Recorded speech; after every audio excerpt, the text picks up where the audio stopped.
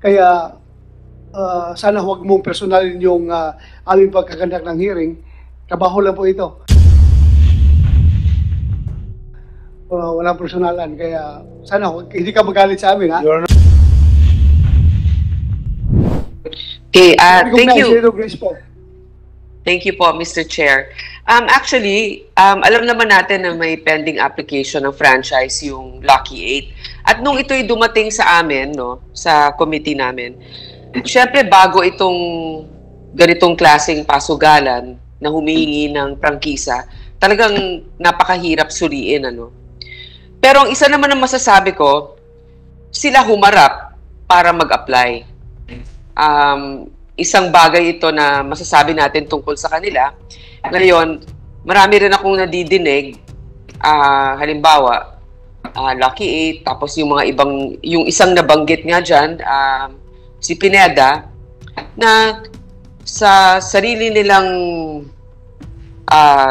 kilos, may mga nagsasabi na nakakatulong sila. Ngayon, ang importante ngayon na talakayan natin, ito, siguro tatanungin ko si Mr. Atong paano yung nagiging kooperasyon ninyo sa mga pulis ngayon sa pag-iimbestiga? Kasi nga, di ba may mga sinasabi na sira yung CCTV doon sa Sabungan, naayos na ba yung mga CCTV na yan? Pangalawa, anong klaseng kooperasyon ang binibigay ninyo? Meron din ba kayong mga pinagsususpetsahan? Kung hindi talaga kayo ay responsable dyan, ano ang nakikita ninyong anggulo ngayon dito sa mga nawawala na ito? Kasi yun ang talagang punot dulo nito. Mahirap natin talakayin ang isang prangkisa na may mga kasong ganitong nakabimbin. Yes, Your Honor. Yun po. Yeah, you can respond, please. Okay. Your Honor, about CCTV, okay. Napanood ko rin po na napapagalitan din ng PAGCOR dahil hindi sila nag-i-higpit sa amin sa CCTV. Ang CCTV po sa PAGCOR, ang nilalagyan nila ng CCTV inside casino lang. Hindi po kasi nila teritoryo ang mismong arena eh. Wala talaga kasi sa amin studio lang po eh. Ngayon, yung pag naikukwento ko nga kung paano kami, kung makikita niyo yung studio namin, hindi na kailangan lagyan ng CCTV yung mismo site namin dahil naka-video siya. Pagka nagpapalabas may video eh. Yung perimeter naman, hanggang ngayon under construction pa ho kami. Kasi nung mag-start kami ng July 15 hanggang December, may pandemic eh. Ang palabas namin kukunti lang, tapos bumibili kami ng manok, tapos konti-konti lang yan. Nakapag-start na kami ng maganda, 2021, tapos nagsisimula umakyat yan, tsaka pa lang, tapos nalaman ko nga na mga March yata yun, napunta kami sa PAGCOR na kailangan kami i-regulate. You mean to say na yung tatlong sabungan na inoperate ninyo, puro under construction pa, kaya hindi kayo nakapaglagay ng CCTV? Farm lang ho yan eh, farm. Okay? Farm. Nagsimula kami sa isang ang style ng farm kasi, bukid yan, bukid. May pader. May pader, wala. Nung una, walang pader. Ginagawa namin yan sa isang ano lang, yung rueda lang. So, yun ang ginawa namin arena. So, tapos yung mga manok, yung mga cockhouse, kanya-kanyang cockhouse yan, may mga air condition. Nung una, wala pa nga air condition eh. Nakalagay lang eh. So, within few months, nagsisimula pa lang kami ayusin. Tuloy-tuloy ang construction hanggang ngayong oras na to. Kasi tignan nyo. Tsaka, sa mga pulis, maski tanong nyo po sa kanila, every time na gusto nila pumunta sa amin, pinupuntahan nila kami.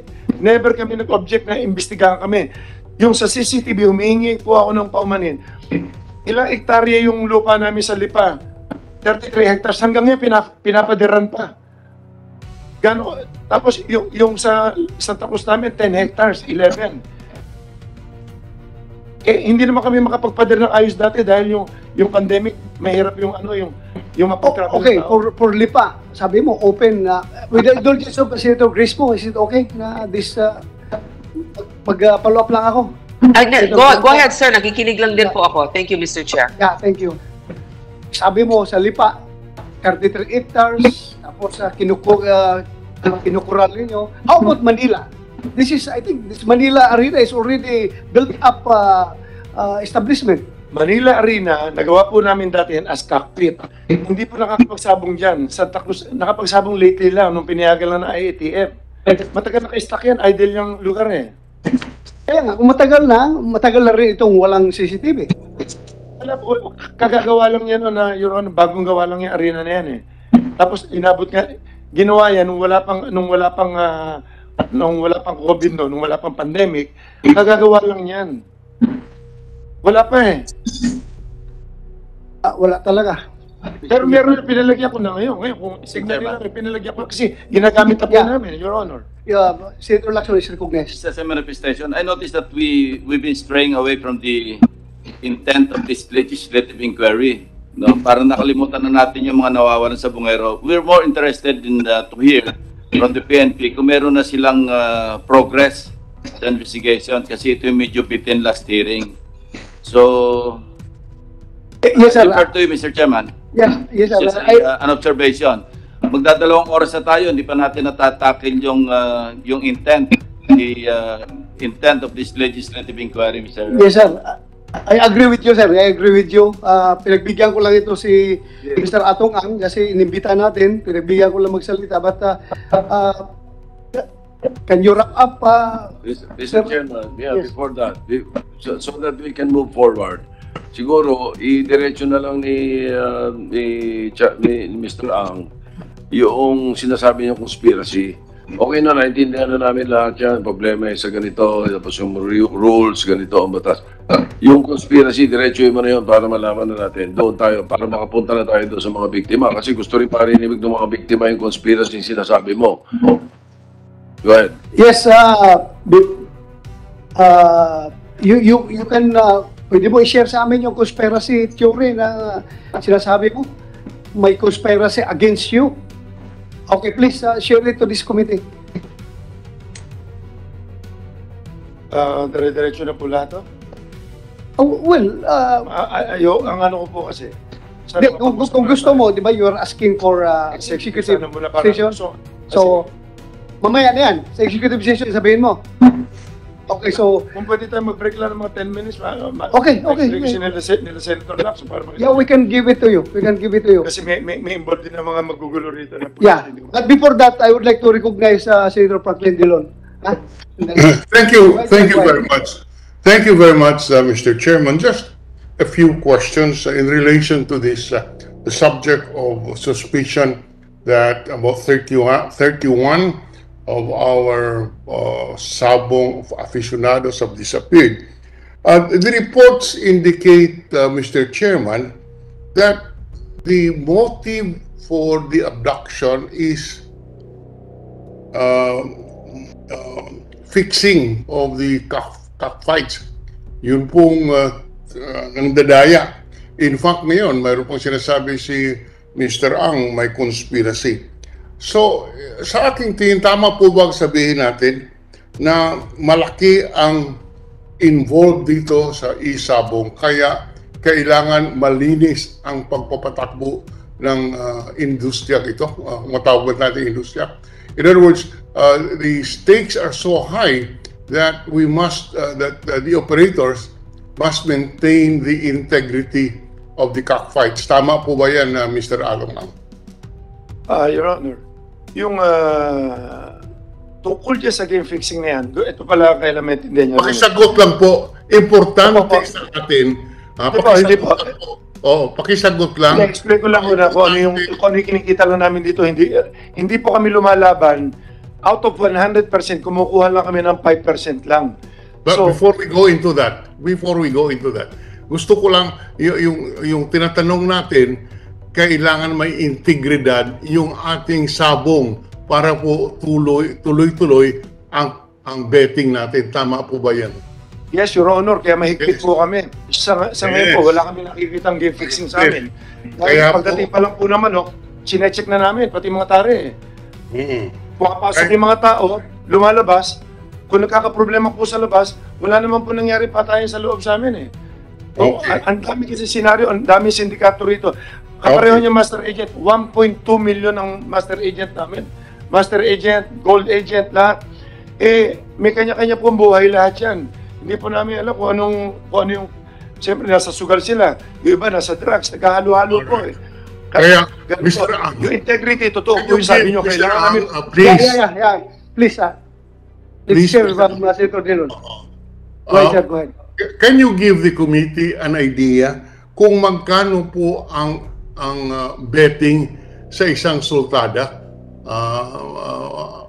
Just to have an idea of what we are talking about here. How much is the range of the bet per sultada? Magkano po? well, Yeah, you have the floor. hindi po pare-pareho dahil simula umaga mas mahina yan. Nagpipik yan sa hapon, sa gabi, tapos... Okay. On the average lang po, on the minimum and maximum, Mr. Ang. Well, every day, mga 1 to 2 billion every day. 1 to 1 billion to 2 billion a day. 1 billion to 2 billion a day. Kumukuha lang kami ng 5% dyan. 2% binibigay namin sa master agent. 1% para... Teka po, isa-isahin natin dahil ako po hindi sanay dito. Although lumaki po ako sa aming bayan sa Iloilo, marami pong sabong, but I have never been familiar with it. So you're saying, bawat araw, 1 billion hanggang 2 billion ang betting. Tama po ba yan? Yes, Your Honor. Sa bawat isa. Mute. Naka-mute ka ata, sir. Senator Dillon, hindi ka marinig.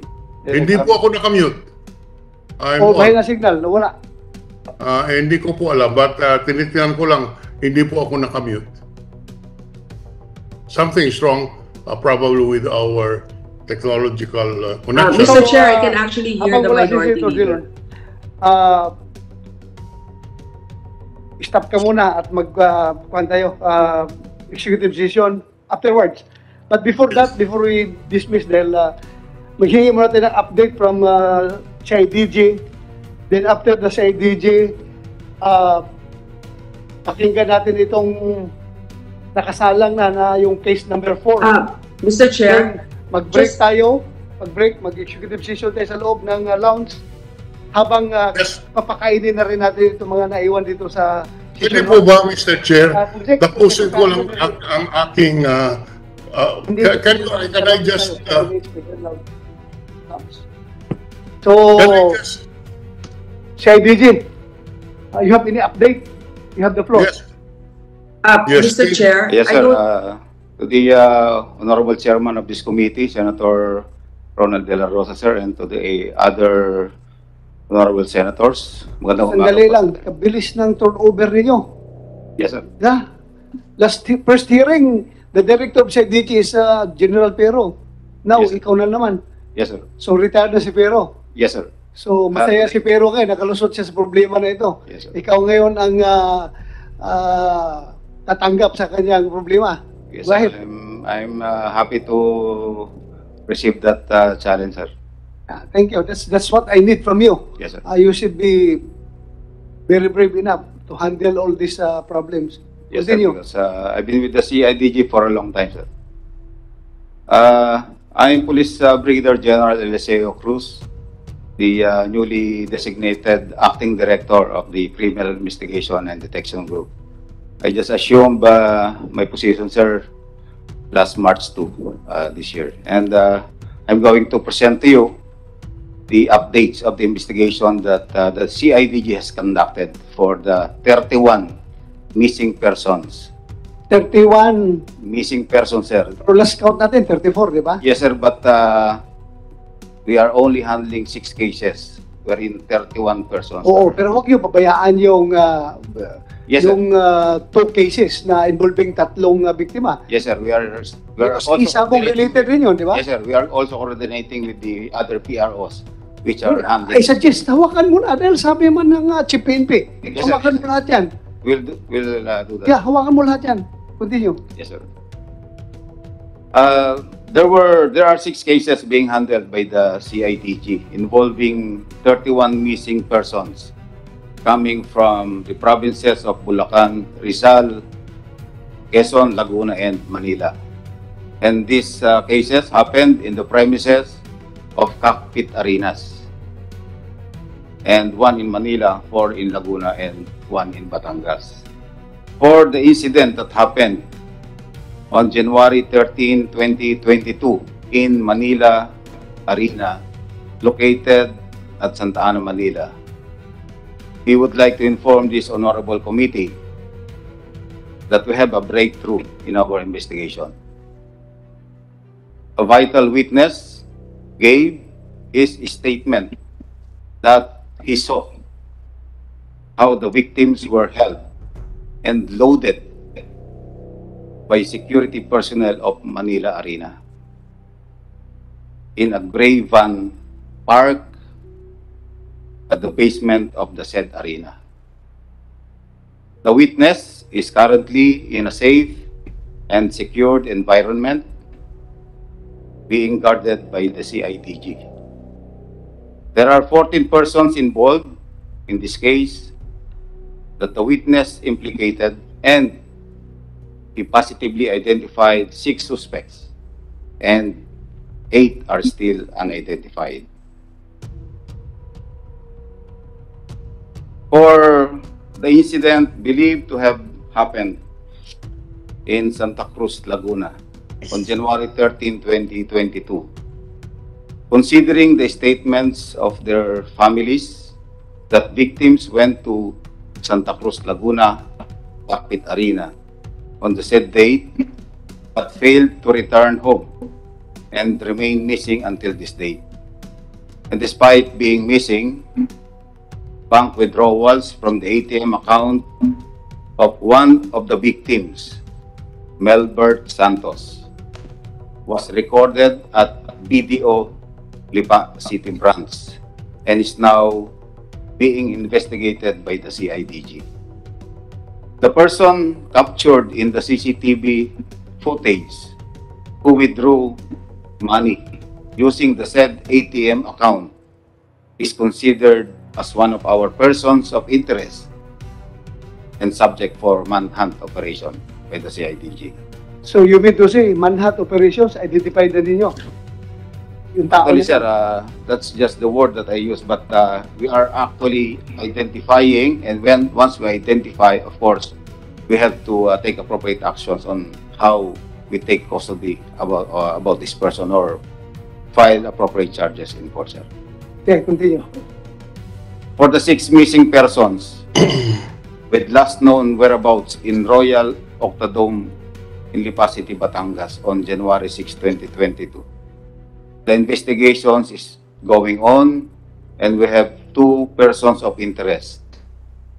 For the 5 missing persons with last known whereabouts in Santa Cruz Cockpit Arena in Santa Cruz on December 29, 2021, the investigation is going on and we have 2 persons of interest.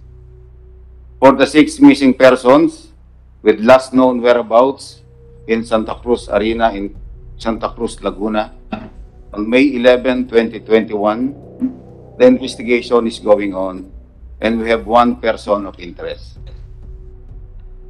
For the 4 missing persons with last known whereabouts in Santa Cruz Cockpit Arena in Santa Cruz, Laguna on April 28, 2021, the investigation is going on and we have filed obstruction of justice against 1 Brindon Dineros Retusto, and we have 3 other persons of interest.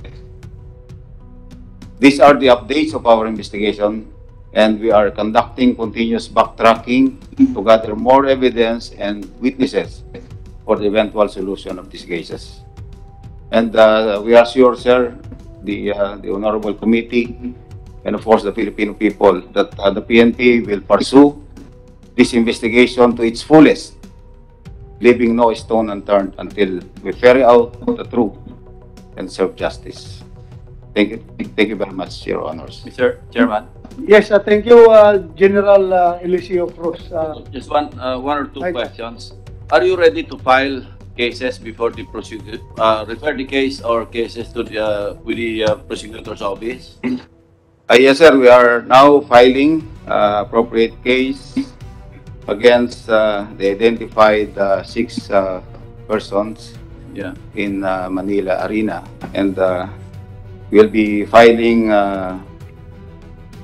kidnapping with serious illegal detention, punishable under Article 267 of the Revised Penal Code. Just so we are understood by the victims' families, ano, you cannot anymore conduct arrest based on Rule 113, di ba? Citizens arrest. It's no longer proper Yes, sir. to pursue these It will people and be- arrest them. You have to wait for the issuance of the corresponding warrants of arrest. Yes, sir. Kung magkakaroon ng warrants of arrest. Yes, sir. In the meantime, you will refer these cases before the prosecutor's office and let the preliminary investigation proceed, di ba? Yes, sir. That will be filed regularly before the Direct filing. City Prosecutor's Office of Manila, sir, and there will be preliminary investigation to be conducted, and subpoenas will be sent Yeah. to the identified 6 suspects. Yeah. And, Summons na lang ang tatanggapin nila from the prosecutor. yes, Para sir. maintindihan ng mga victims' families, baka isipin nila, walang ginagawa yung PNP. Because you're not authorized under the law, under the rules of court, to conduct arrest at this point in time. Yes, sir. Hindi na applicable, hindi ba? Yes, sir. Para maliwanag sa kanila. Yes, sir. So immediately, what you're telling us is you're filing cases against these people who are properly identified and positively identified, di ba? Yes, sir. Positively you're- identified by a witness And properly identified. and properly identified. Thank you. Yes, sir. Thank you, sir. Any more? Okay ka na? That's our update, sir, on the investigation, sir. Okay, thank you. Thank you very much. Sir, okay lang sa inyo. Balikan natin si Senator Drilon. Naputol kanina. Senator Drilon, sir, pasensya ka na, sir. We could not hear you. Kaya please continue, sir. Sorry. Thank you. I just want to place on record the magnitudes of the money we are talking about here, which could give rise to incidents such as this. Mr. Ang, did you say that the gross bets is about 1 billion to 2 billion? Is this per day, sir? Per day, Your Honor. Per day? Per day. Okay, 1 to 2 billion. Masyado pong, approximately, can we say 1.5 billion on the average per day? Gross bets, tama po ba yun? But depende rin no kasi sa ano yan, sa araw-araw kasi malakas lang po pag Friday, Saturday. Oh, but you're saying 1 to 2 billion per day. Let's say 1.5 na, 1.6 And average. this is only for Lucky 8 or for the 7 or for the 8 licensees, Mr. Ang? Pues, sa amin lang po yan. Sa inyo lang po. Ang kabuuan po kayo magkano? Just rough estimate of the gross bets of the e-sabong industry. Well, hindi ko kabisado sales nila, pero kung titignan mo yung sales nila, mga to, let's say, mga 500 million sila po, ganun. 500 or 700. 500 million per day. More or less sila. Yes, all right. Yes, Now- sir, excuse me. Senator Drilon, sir. Yes, sir. If I may interject, no? Kung gusto mo natin malaman yung kabuuan na pera dyan sa industry na yan, I think PAGCOR, meron silang accurate data mamaya. They can share it with us, sir. So please continue, sir. Tanungin natin yung PAGCOR later. Alam Yes, nila thank- yung kung gaano, Thank you. what is the percentage of Lucky 8's contribution to the overall revenue derived from isabong industry. May data ang PAGCOR niyan. Hindi po. Naka-fix Thank you. po kasi sila eh. Naka-fix po sila na for every licensing. Nag-issue sila. Obligado kami ng 75 million na minimum guarantee of per Yes. Yeah, alam na. This average higher do sa 12,500 per Opo. fights. Kami more than eh. So ang binabayad namin siguro more or less 135 million every sa amin. Sir, please continue, sir. Please continue. Thank you very much, sir. So if we're saying, Mr. Ang, kung sinasabi po natin, ang gross bets on the average would be at least minimum 1 billion to 2 billion per day. How many days do you operate in a month? 30 days, 31 days. 30 days. So, Araw-araw po, meron po kaming laro. so we are saying that kung 30 days po, hindi ko na po ma-compute. per day is anywhere from 100 Lagyan nyo 2 billion. 1 billion to 2 billion. po. Opo. Per month, it's anywhere from 30 billion to 60 billion. Ganun po ba? Or less 60 billion po. How much? A month. A month is about 60 billion. Yes, Your Honor. 60 billion. Magkano po ang inyong commission? Well, 5% kinukuha namin, tapos binibigay namin sa mga agent, 2%. Tapos, Teka muna. Just the gross muna. So 5% of 60 billion is roughly 3 billion per month ang commission ninyo? hindi po, ano yan eh, 5%, 6 billion, 3 billion, more or less. Okay. I'm sorry. 5% of 60 billion is roughly 30 billion per month. Ganun po ba? 66 billion, 3 billion lang po yan.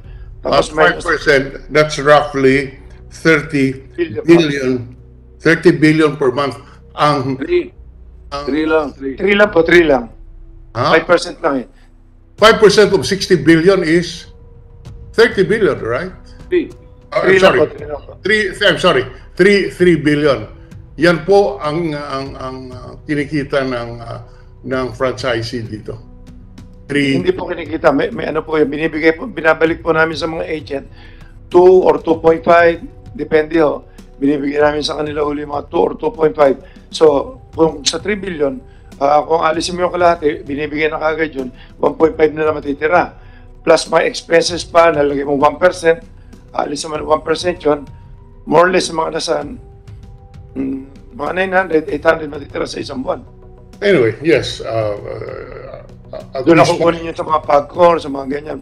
Doon na binabayad lahat. Kaya po, kung 3 billion ang kinikita ng Lucky 8, baka po payat ang 640 million na sinasabi ng Pagcor na kanilang income dito sa Isabong. Ulitin ko lang, 3 billion per month. Even assuming that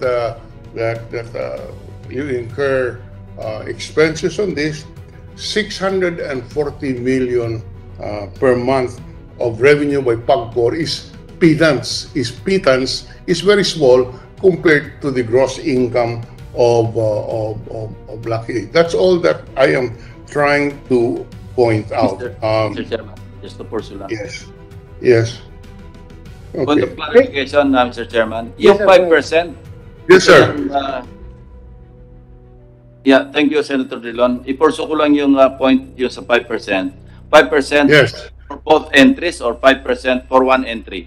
Pag pinagsama yung both entries, kaya nga without risk kami. Kung may tayong 1 million sa kabila, 1 million sa kabila, 2%, 2 million yun, minus 5% yun. So 5% sa both entries na. Total. Yun na yung gross. Hindi total. ito yung 5 sa one entry, another 5 for the other entry. Pareho, maski sa Pareho na yun. Thank you. So, kaya po, that's why I'm just asking yung gross per day. And from the testimony, it would appear that the gross income per representation and in the absence of any proof to the contrary, we accept that as the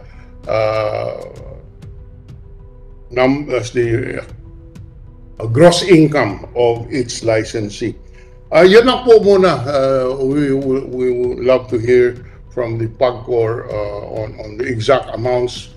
But for the record, if we talk about 3 billion per month for Lucky 8 alone, even assuming that this is the gross income, a 640 million per month na sinasabi po ng Pagcor, mukhang payat at malaki talaga ang kinikita ng industriya, kaya po hindi maiwasan yung mga ganitong pangyayari ay related doon sa kinikita ng industriya. Maraming salamat, Mr. Chairman.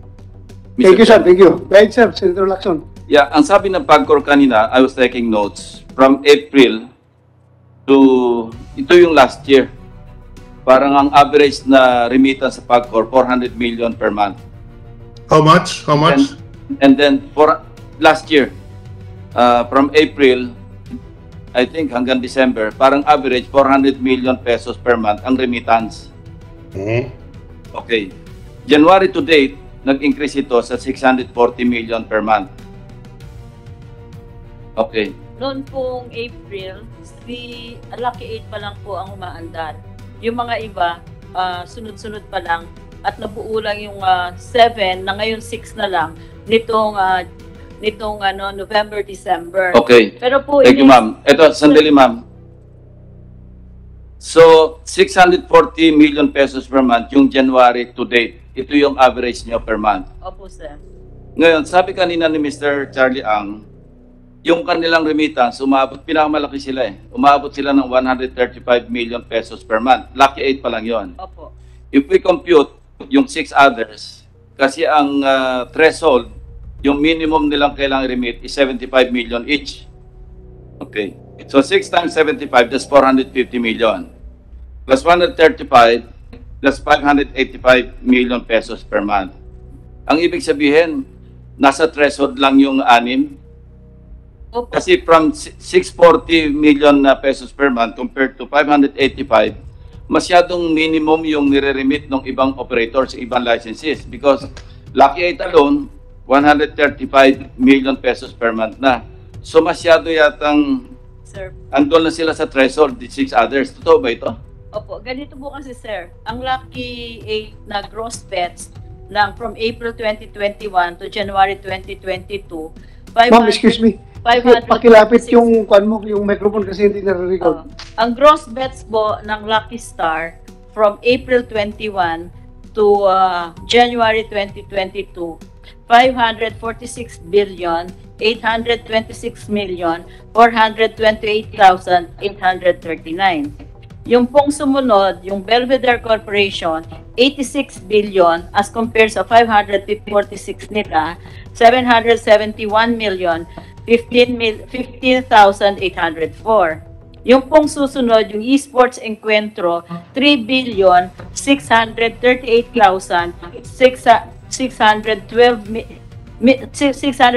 million 612,985 pesos.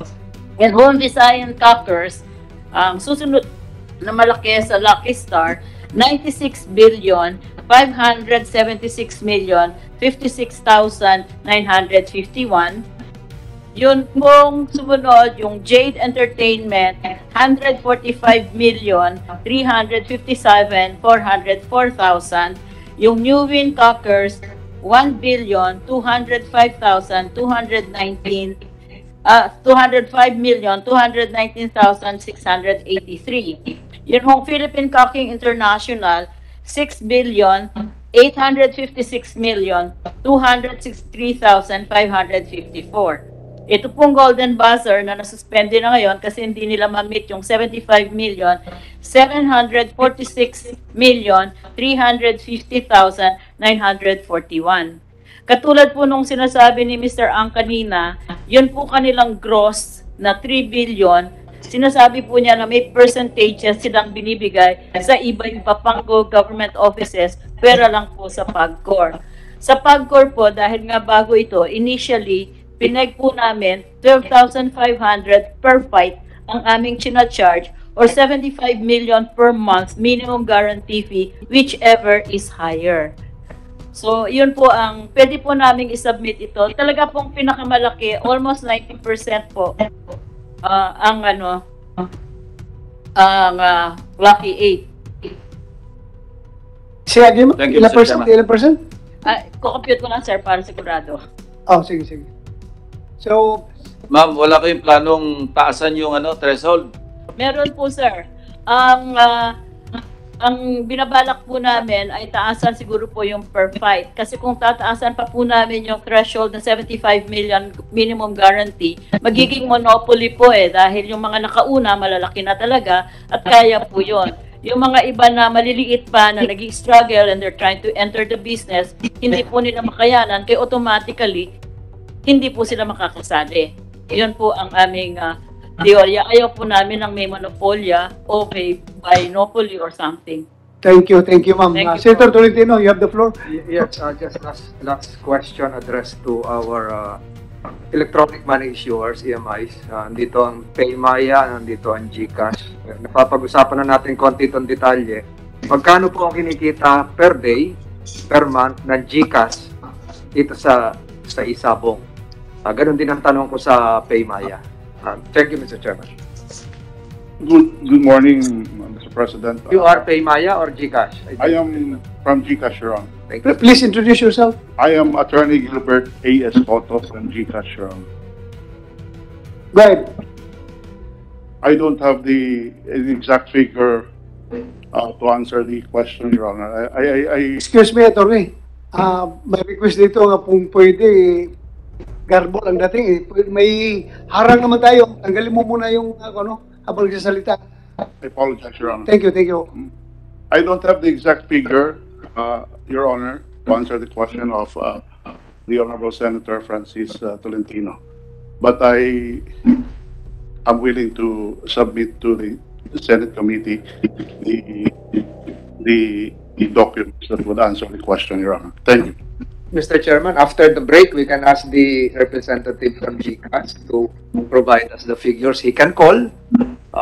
He can ask his superiors how much is Yes, we can do that. the income. The same is true with Paymaya. If Paymaya is willing to divulge the figures right now. Yes, Your Honor. I also cannot give you the specific data, no? But I understand that Paymaya only onboarded or accredited this Isabong licensee as of February this year. But after the break, Your Honor, I will consult and maybe they can provide the data needed by this committee. So, also GCash, can you provide after the break? Kaya mo? Kasi kaya mo daw ng Paymaya, yung Your GCash. Honor, can I ask for at least 1 day, Your Honor? I don't think I can. Mabuti pa si Mr. Ang na-provide. Ikaw, nahirapan ka mag-provide. Yes, So, sir. Mr. Chairman, siguro isama na rin natin yung income generated from international debtors sa GCash and Paymaya. Yes, we can do that. When you say, Senator Tolentino, na income generated from Share the percentage generated by Paymaya and GCash coming from international debtors, offshore debtors. Sir, Senator Tolentino, what we are regulating in PAGCOR and the figures I gave to you are based only on local bets. No, not one of the operators is licensed to accept offshore betting.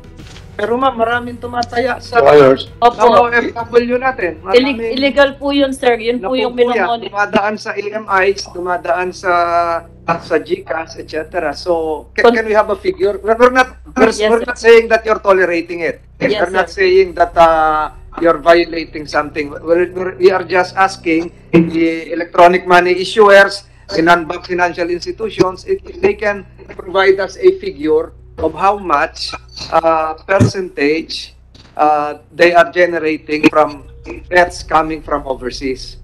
Yun lang po, Mr. Chairman. Hindi natin pinag-uusapan kung nag-violate o ina-allow. Hindi po yun.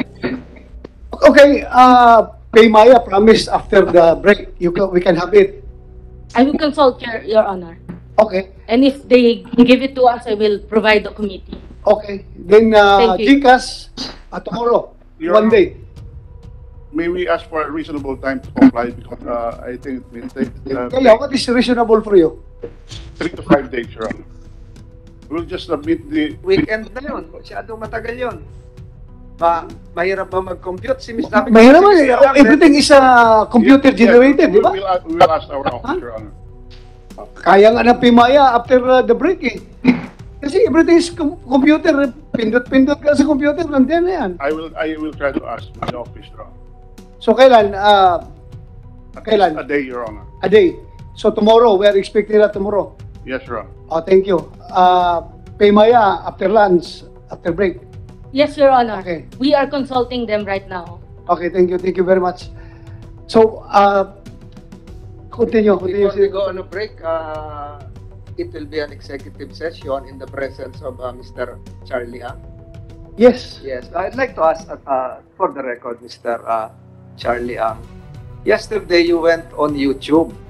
It went semi-viral with you saying that mahirap dito, ang daming mga politikong nakikialam sa mga investigation.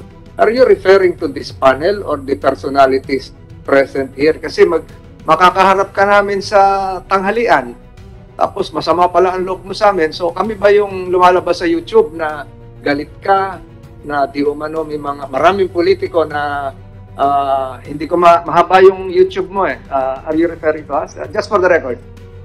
Pwede ko po makita yung YouTube na yun. Kasi baka interpretation nyo lang yun. Hindi ko alam yung sinasabi niyo, Your Honor. Lumabas po yung kahapon at di umano ay mahaba yung sinabi mo. It was shown to me. So perhaps you can ask your colleagues, whoever videoed you there, baka it was taken in your off moment time na galit ka sa mga nag-iimbestiga. So yun lang gusto ko maliwanagan. Your Honor, kung wala ka maalala, galit ka ba sa amin? Hindi po ako pwede magalit. Mga kaibigan ko may mga pinagsamahan po tayo mas iba paano eh. Ba't ako magagalit? Your Honor, tsaka wala po ako nilalabas sa video. Ang huling-huling video ko, yung huli nga na sinisita ko na nung nagpahuli ako sa mga NBI tsaka si IDG. Yun na isang i-explain ko mamaya. Na nagte-threat daw ako. Hindi ako nagte-threat eh. Nagte-threat ako doon sa mga, ang dami na namin napahuli. Sa NBI tsaka si IDG. So in short, hindi ka galit sa amin, ha? Impossible. Okay. Lahat po kaibigan ko. Thank you. Hindi ka galit. But please, review that video. Dahil ang dating kay Senator Tolentino kasi, medyo galit ka sa mga politiko na nag-imbestiga itong insidente na ito. Well, for your information, alam mo, break kami ngayon, Mr. Atong Ang, break kami ngayon sa Senado. Pero gumawa kami ng inisyatibo na mapagbigyan talaga yung kahilingan ng mga pamilya ng 34 na nawawalang tao na maghihikanda kami ng hearing. Kaya sana huwag mong personalin yung aming pagkakandak ng hearing. Trabaho lang po ito. Walang personalan. Kaya sana hindi ka magalit sa amin, ha? Your Honor, gusto ko nga para maklear naman kami. Okay. Gusto ko. Saka never ako magalit sa politiko kasi lumaki na ako na puro politiko rin kasama ko eh. Actually, may mga pinagsamahan nga tayo lahat, maski pa paano. Ba't ako magagalit? Wala naman kayo masasabi sa pagkatao ko. Okay. Ba? Thank you. Mr. Chairman. Go ahead, Senator Pimentel. Yung sasabihin ba ni Mr. Ang sa executive session, hindi mo kaya sabihin dito sa open session? Andyan, parang naririnig tayo na yung regional director ng NBI. Baka may informasyon siya makuha ron. Ayan namang si director ng CIDG. Hindi ba pwedeng sabihin mo na lang yun sa open session? Kung pwede ko po sabihin, basta piniyagan niyo ako sabihin ko sa open, okay lang. Suggestion ko lang kung pwede ko sabihin mo na sa inyo, saka yung sabihin sa akin kasi baka naman mali. At isingila ako na advice. Hindi, ganito eh. Ang sasabihin mo are some facts na alam mo, some opinion. Basta wag ka lang manira ng tao na openly libelous na so ano masama, di ba? Hindi ka naman sasadya na sisiraan mo yung tao na walang ka-basis-basis. So, kasi I'm sure marami interesado kung anong sasabihin mo, di sabay-sabay nang marinig ng lahat. I'm sure na si chairman namin is accommodating your request. And then nag-request ka kasi may agam-agam ka na baka hindi mo pwedeng sabihin in open session. Pero kung kaya mong sabihin in open session, I suggest wag na tayo mag-executive session, open session na. Gugulo talaga. Mas maganda ang Okay, sige. So request mo yun. Gugulo talaga. The chair considers your point. Pakinggan ka namin in executive session. Anyway, yung tanong ko, wala namang right or wrong answer, opinion, yung position. Okay. No? Sige. One last mag-break na pa kami sa chairman. Tanungin ko lang si Police Major General Cruz ng CIDG. Yeah, go ahead. So, I'd like to congratulate him kasi meron na mga tinatawag na breakthrough, sir, no? Maybe work ng predecessor mo pa to, pero you were part of this. 6 already identified, sabi mo 14 suspects dun sa Manila Arena. At doon, nakalimutan ko yung date nitong event. Sabi mo sa basement sila January 13 case. Is that the case number 1? January 13. Pero kung mga Yes, Your Honor. security guards po to lahat, more or less yung 14, Yes, Your Honor. So- They are all part of the security. security, di ba? So, siguro alam natin na hindi pa to case closed dahil mukhang mga nautusan lang po yan. Hindi po, sure na hindi pa yan ang mastermind. Tama ba, Police Major General? We are, right now, sir, we are just basing our actions on the testimony of a witness and, Correct. and So, other evidence at hand. So, yeah, ako lang, ito lang pakiramdam ko. Medyo malayo-layo pa ito na matapos because imagine 14 security guards abducting 6 people dun sa case number 1. Yes, sir. 14 security guards. Ba't naman kaya nila gagawin yan? So, napag-utusan lang. There must be some higher power or higher person or authority above the security guards. Yun tawagin na lang nating mastermind. So, that is just the feeling I have. So, I hope that you pursue that possibility that this does not stop at the security guard level. Yes, Your Honor. That's always the course of our investigation in CIDG. When we investigate crime, we make sure that everything is checked and kagaya nga po ng kasabihan, we will leave no stone unturned in the investigation. Thank you. Anyway, Senator Pimentel, the management of Manila Arena is also invited. Andito, di ba? Komisek, the manager of Manila Arena. For the record, sir, we have invited them. Okay, so andito sila. Check, sir. Okay, thank you. So from here, ma'am, siguro mas maganda mamaya na kayo na may pagbigyan after the break. Kain muna tayo. Okay lang sa inyo? Kain muna tayo. Kumsik, please bigyan ng pagkain yung mga resource persons natin. Habang nag-break tayo, kami, executive session sa loob with Mr. Ang. Yes, sir. We'll comply, sir. Okay, thank you.